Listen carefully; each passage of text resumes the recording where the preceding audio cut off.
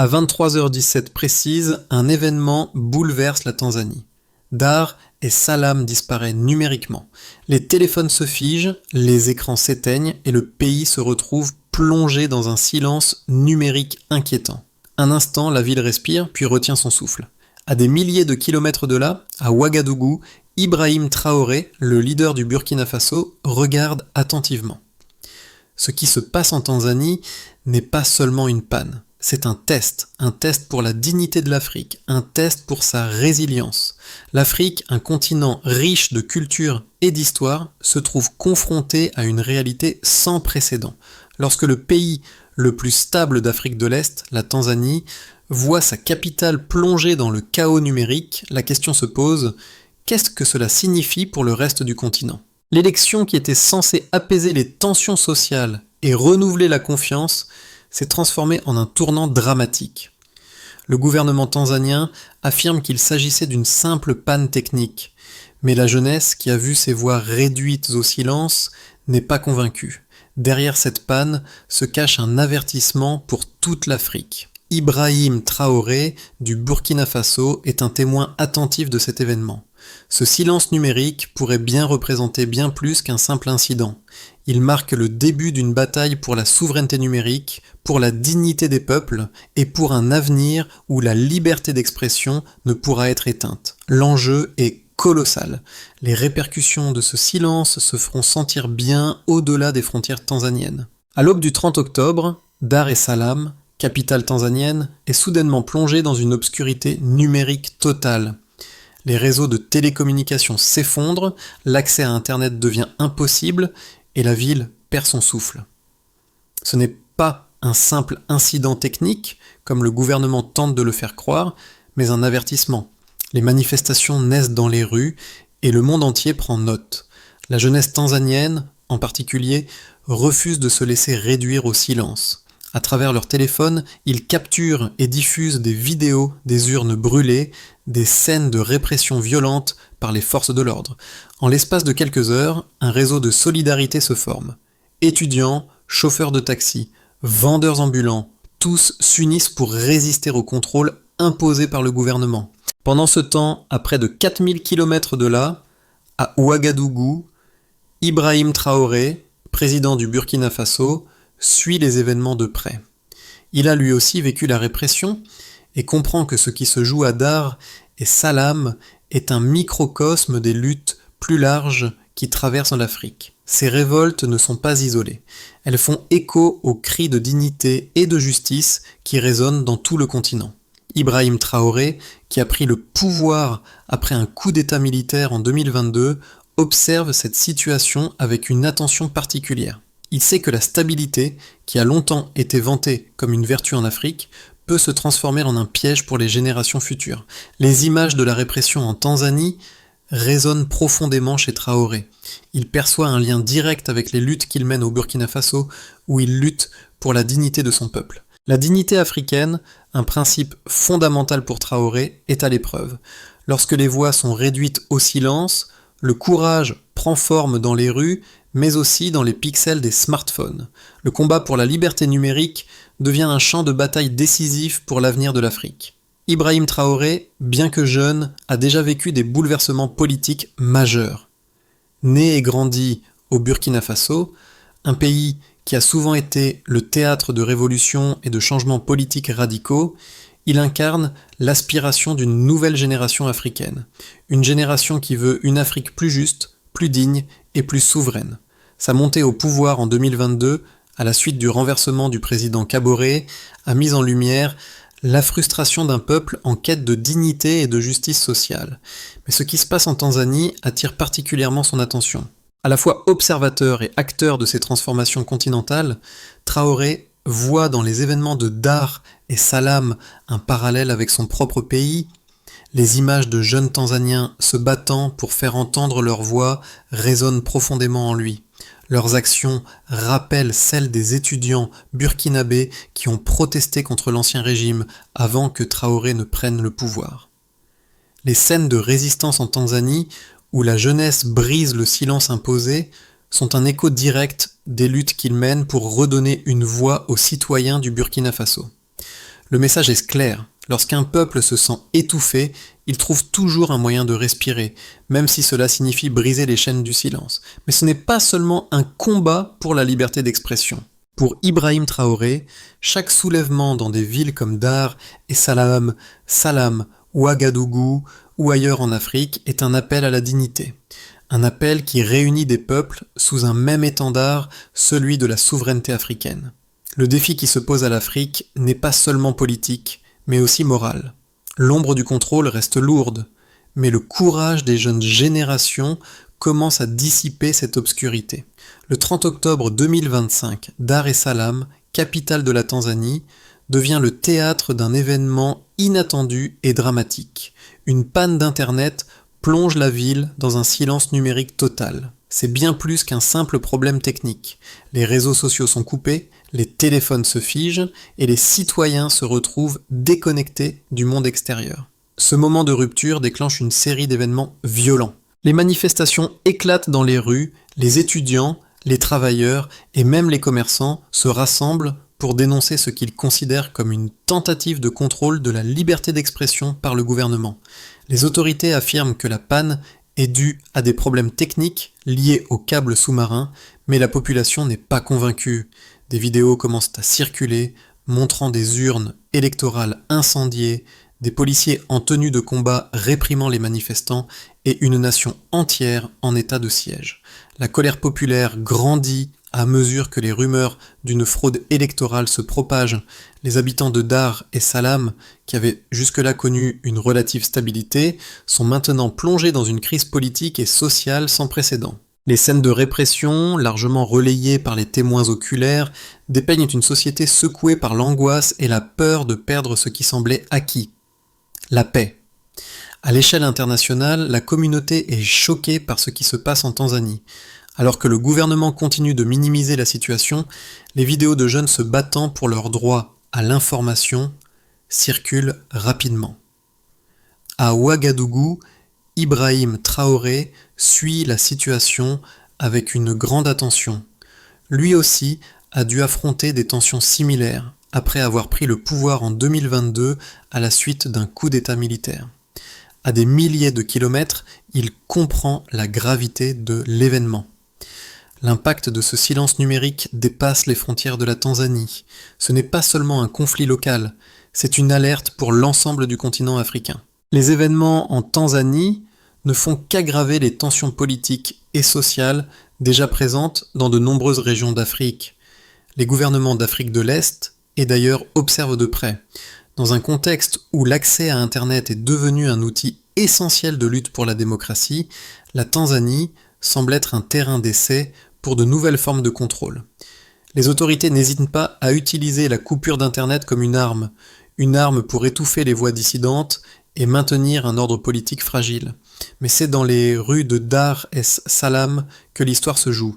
La jeunesse tanzanienne, inspirée par des mouvements précédents à travers le continent, ne se laisse pas faire. Des groupes de manifestants se forment dans tout le pays. Des jeunes portent des pancartes avec des slogans comme « La vérité ne peut pas être débranchée » et « La liberté n'est pas un luxe ». Les leaders étudiants, prenant exemple sur d'autres mouvements de contestation, organisent des manifestations pacifiques tout en s'opposant à la répression violente du gouvernement. Dans le même temps, les autorités tentent de contrôler l'information. Les journalistes sont empêchés de couvrir les manifestations, des arrestations massives ont lieu et les communications sont de plus en plus limitées. Cependant, la résistance ne s'arrête pas là. La jeune génération tanzanienne s'empare des technologies pour diffuser ses messages, utilisant des VPN et des canaux sécurisés pour contourner la censure. La lutte pour la liberté numérique se transforme en une lutte plus large pour la dignité et la justice sociale. Ibrahim Traoré, observant ces événements depuis Ouagadougou, comprend que ce qui se passe en Tanzanie est symptomatique d'une Afrique en pleine mutation. La jeunesse africaine, en quête de justice et d'égalité, prend les rênes de son avenir, défiant les autorités politiques et les systèmes oppressifs qui ont longtemps contrôlé leur vie. Les événements en Tanzanie ont rapidement pris une dimension qui dépasse les frontières de la capitale. En seulement quelques heures, le pays est plongé dans un climat de crise.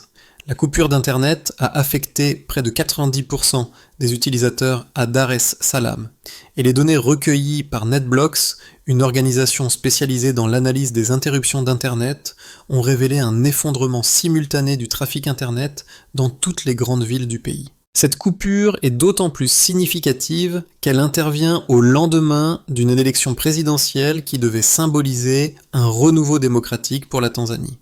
Toutefois, ces données montrent que l'accès à l'information a été délibérément limité à un moment crucial.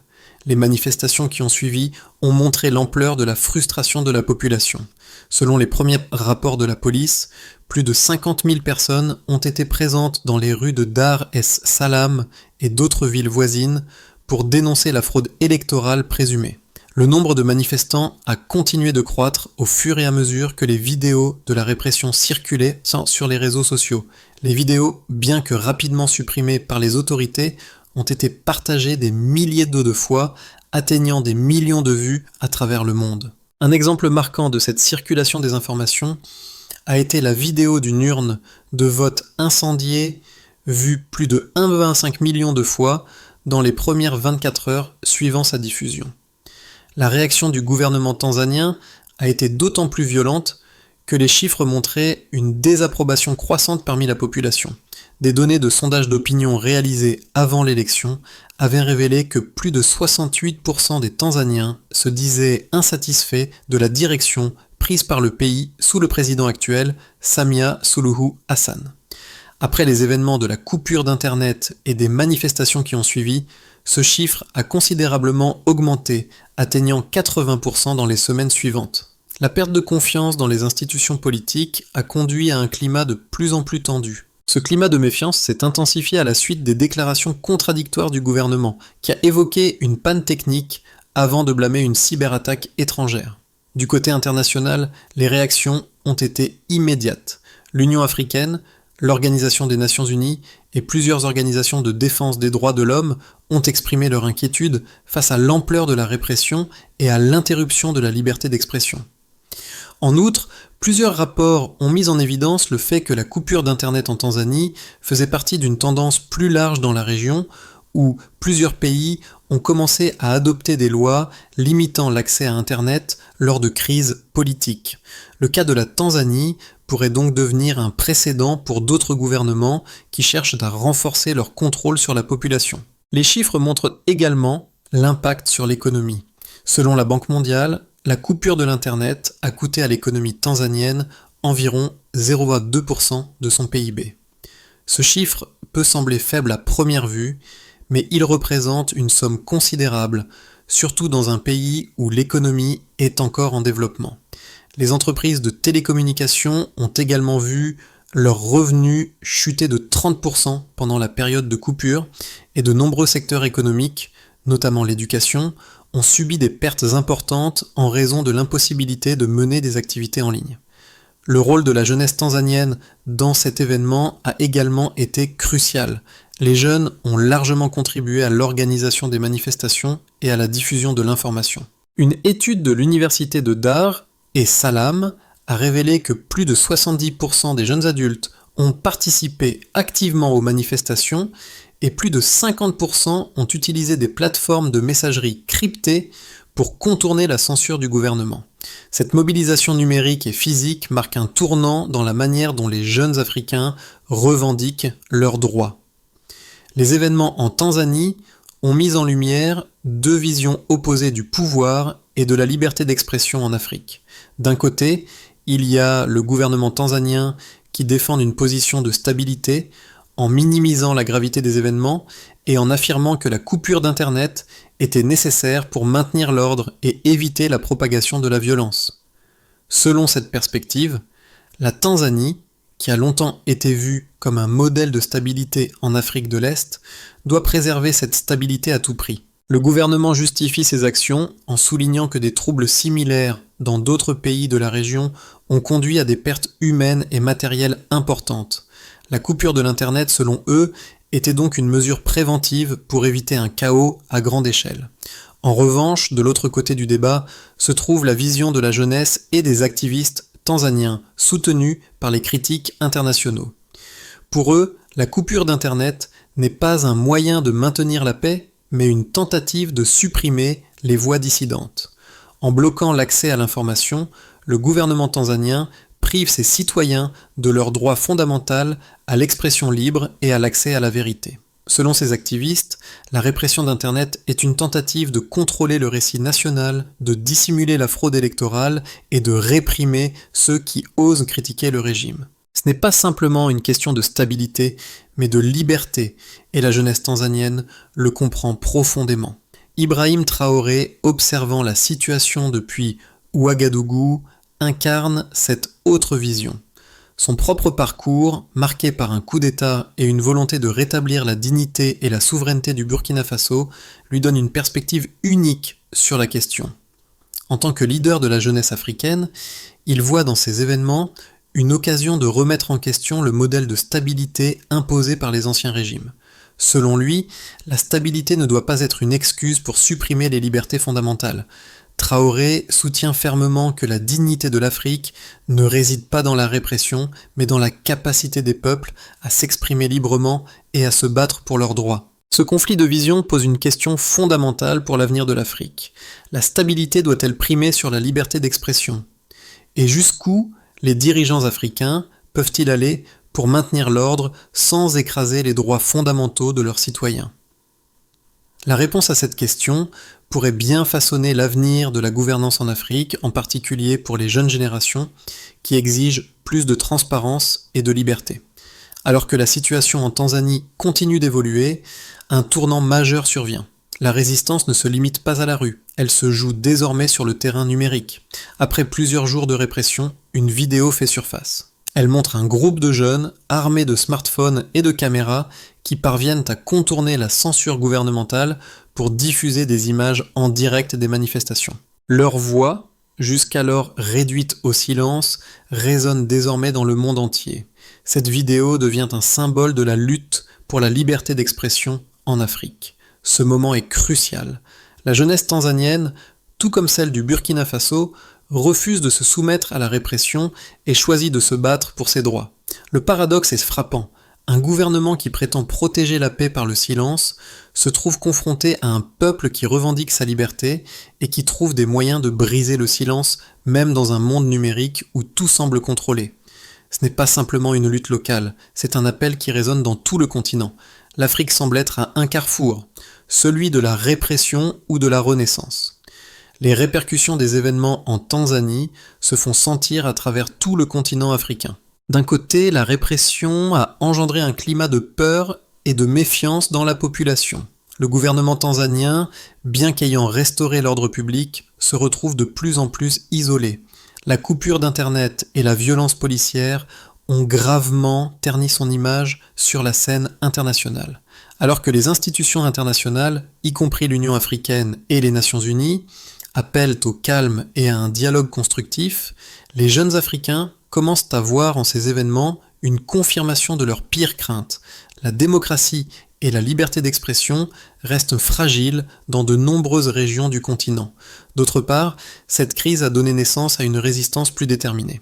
Le mouvement de protestation, bien qu'initialement limité à Dar et Dar-es-Salaam, s'est propagé rapidement à d'autres villes tanzaniennes. Des manifestations ont éclaté à Mwanza, Arusha et Zanzibar avec des slogans comme « La liberté ne peut être débranchée ». Les jeunes, utilisant des technologies de contournement comme des VPN et des canaux cryptés, ont défié les tentatives du gouvernement de contrôler l'information. Ce phénomène a engendré une solidarité régionale. Le mouvement en Tanzanie a inspiré les jeunes de pays voisins comme le Kenya, l'Ouganda et le Rwanda, où les questions de liberté d'expression et de droits numériques sont également en débat. Des centaines de milliers de jeunes dans ces pays ont commencé à suivre l'exemple des Tanzaniens, organisant leurs propres manifestations pour la liberté d'Internet et contre la répression des voix dissidentes. La situation en Tanzanie a aussi eu un impact économique direct. La coupure d'Internet a non seulement coûté à l'économie du pays des milliards de shillings, mais elle a aussi mis en lumière la vulnérabilité de nombreuses industries à la dépendance numérique. Le secteur des télécommunications, déjà fragile dans de nombreux pays africains, a vu ses revenus chuter de manière significative pendant la période de coupure, mais les pertes économiques ne sont pas les seules conséquences visibles. Des rapports d'organisations de défense des droits de l'homme ont révélé qu'au moins 100 manifestants ont été blessés lors des affrontements avec la police et des dizaines d'autres ont été arrêtés. Les images de ces violences ont été largement partagées sur les réseaux sociaux, alimentant la colère populaire. Mais au-delà des manifestations physiques et numériques, il existe des conséquences plus profondes. Pour la jeunesse tanzanienne, ce moment est un éveil politique. En participant activement aux protestations, ils prennent conscience de l'importance de leur voix et de leurs actions. C'est une génération qui ne se contente plus de regarder de loin les événements politiques. Ils prennent part à l'histoire, et leur engagement commence à remodeler la manière dont les jeunes Africains se perçoivent dans le contexte plus large de la gouvernance et de la démocratie. La lutte pour la liberté numérique en Tanzanie est loin d'être terminée. Au contraire, elle marque un tournant. Les jeunes, armés de leurs téléphones et de leurs convictions, se sont appropriés l'espace public et numérique. À travers ce combat, ils rappellent que l'Afrique ne peut plus être un continent où les dirigeants s'arrogent le droit de décider du destin de la population sans rendre de compte. La résistance en Tanzanie, bien qu'elle soit loin d'avoir gagné une victoire totale, est un symbole de ce qui pourrait se transformer en un mouvement de masse dans toute l'Afrique. Dans les 6 à 12 mois suivant la crise en Tanzanie, 3 scénarios possibles se dessinent pour le pays et, par extension, pour l'Afrique. Chacun d'eux a des implications profondes, non seulement pour les politiques locales, mais aussi pour l'équilibre géopolitique de la région. D'abord, dans le scénario le plus probable, la Tanzanie parvient à revenir à une forme de stabilité fragile. Le gouvernement, tout en maintenant un contrôle ferme sur les manifestations, propose des réformes limitées visant à apaiser la colère populaire. Les lois sur l'accès à Internet seront légèrement assouplies, mais la surveillance numérique restera une priorité pour éviter de nouvelles protestations. Dans ce contexte, le pays pourrait connaître une période de calme relatif, mais la méfiance envers les autorités persistera. La communauté internationale, bien que critiquant la répression, cherchera à maintenir des relations diplomatiques avec le gouvernement pour préserver la stabilité régionale. Ensuite, dans un scénario plus optimiste, les événements en Tanzanie entraînent une pression accrue sur le gouvernement, alimentée par les jeunes générations et soutenue par les critiques internationales. Face à une contestation croissante, les autorités commencent à adopter des réformes significatives. Le gouvernement tanzanien pourrait rétablir la confiance en offrant des réformes démocratiques plus substantielles, comme la révision des lois sur la liberté d'expression et un véritable dialogue avec les leaders de l'opposition et des groupes civiques. La jeunesse tanzanienne, renforcée par ses victoires en matière de liberté numérique, deviendrait un acteur clé du changement. Ce scénario pourrait inspirer d'autres pays d'Afrique à suivre cette voie, avec un renouveau de la démocratie et de la participation citoyenne dans plusieurs États du continent. Enfin, dans un scénario plus pessimiste, le gouvernement tanzanien choisit de maintenir sa position autoritaire.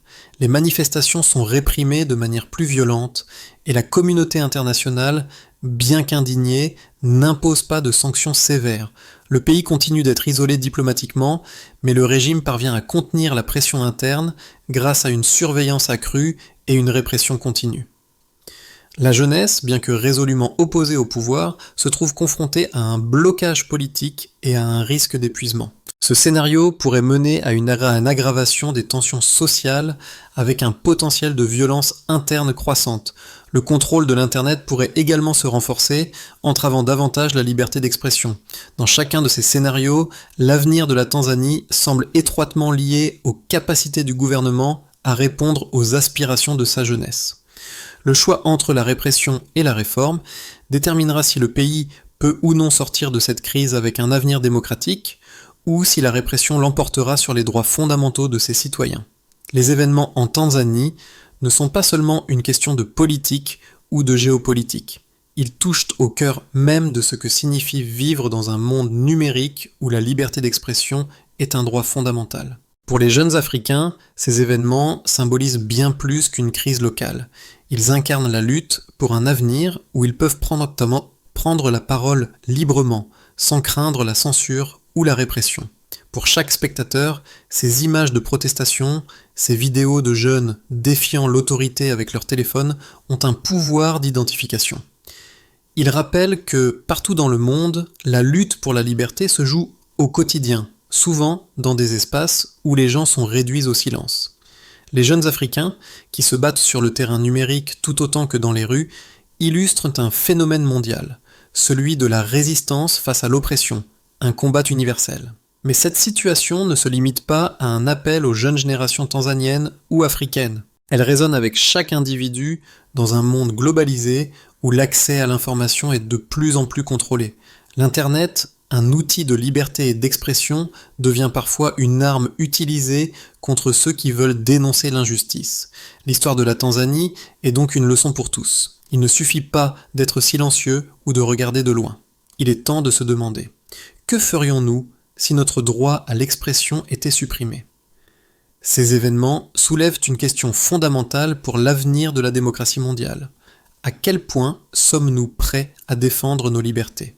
À la fin, le véritable défi n'est pas seulement politique, mais moral.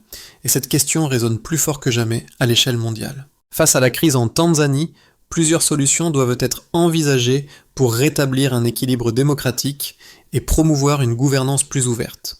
D'abord, le gouvernement tanzanien doit entamer un dialogue national inclusif avec les représentants de la société civile, les partis d'opposition et les leaders communautaires. Ce dialogue doit porter sur la révision de la loi sur la liberté d'expression et l'accessibilité à Internet. Une réforme législative visant à garantir un accès libre et équitable aux plateformes numériques est essentielle. Cela permettrait non seulement de rétablir la confiance de la population dans ses dirigeants, mais aussi de répondre aux préoccupations concernant les violations des droits numériques. Ensuite, il est crucial que les autorités tanzaniennes prennent des mesures concrètes pour garantir la protection des journalistes et des activistes. Une législation stricte contre la répression des médias et des opposants politiques doit être mise en place. Les arrestations arbitraires et la censure des informations ne font qu'enflammer le mécontentement populaire. Pour cela, une réforme du système judiciaire et des institutions de surveillance pourrait permettre de garantir l'indépendance des médias et des droits civils. Enfin, la Tanzanie pourrait bénéficier d'un soutien international renforcé pour la mise en œuvre de ces réformes. La communauté internationale doit encourager le pays à respecter ses engagements en matière de droits humains. Une pression diplomatique continue pourrait permettre d'éviter la dérive autoritaire et de favoriser un retour à la stabilité démocratique. Dans ce contexte, l'Union africaine pourrait jouer un rôle clé en facilitant la médiation et en soutenant des initiatives locales pour renforcer la démocratie et la transparence.